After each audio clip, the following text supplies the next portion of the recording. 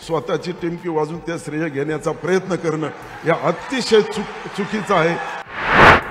केंद्रीय लेवलला किंवा ज्या ठिकाणी आमचे गडकरी साहेब करतात त्याचं श्रेय या ठिकाणी कोणी घेऊ नये।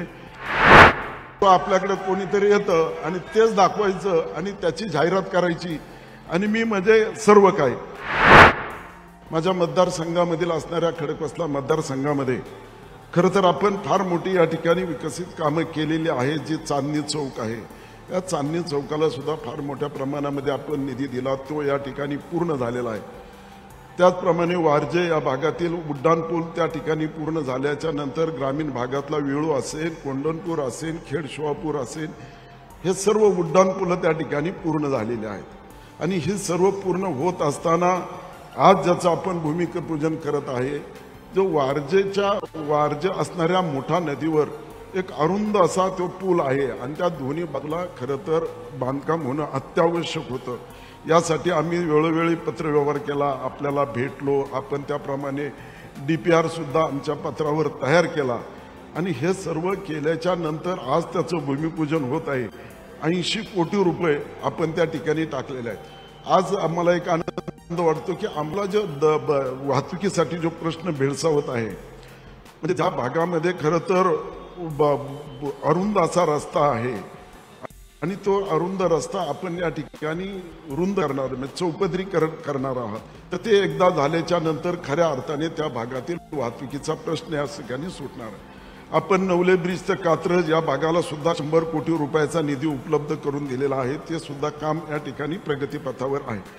परंतु साहेब आपण आलात आणि आम्ही आपल्याकडे मागणी केली पाहिजे, कारण माझ्या मतदारसंघामध्ये इतरही कामं होणे अत्यावश्यक आहे। कारण स्वामी मंदिर हे नरेगावामध्ये येत असतं आणि नरेगावापासून तर नवले ब्रिजपर्यंत खरं तर वेगवेगळे त्या ठिकाणी फार मोठ्या प्रमाणामध्ये अपघात झाले, म्हणजे कमीत 100च्या पुढे निरपराध नागरिकांचा त्या ठिकाणी बळी गेलेला आहे। अशा वेळेस त्या ठिकाणी उड्डाणपूल होणं अत्यावश्यक आहे आणि ही मागणी आम्ही दरवेळेस या ठिकाणी करत असतो।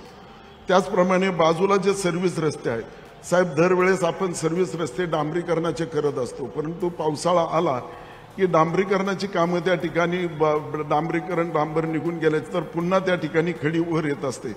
त्याऐवजी आम्हाला त्या ठिकाणी आपण जर साईडचे जे 12 मीटरचे रस्ते आहेत ते जर पूर्ण क्षमतेने त्या ठिकाणी कॉन्क्रिटीकरण करून देणं अत्यावश्यक आहे। साहेब होतं काय की आपलाच कॉन्क्रिटीकरणाचा 12 मीटरचा रस्ता आहे, परंतु या 12 मीटरच्या रस्त्यावर पूर्ण क्षमतेने न होता त्या ठिकाणी कोणाला वाटेल त्यांनी त्या ठिकाणी सुशोभीकरणाच्या नावाखाली रस्ता अरुंद करायचा, नागरिकांना चालण्यासाठी रस्ता ठेवायचा नाही, अशी आज परिस्थिती झालेली आहे।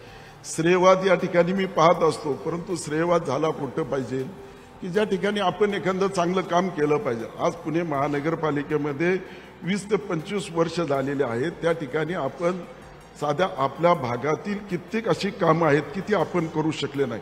परंतु जे आमचे केंद्रीय मंत्री आहेत, जे आमचे केंद्रीय नेते आहेत, जे काम करतात त्या कामाचं श्रेय या ठिकाणी कोणीतरी घेत आहे।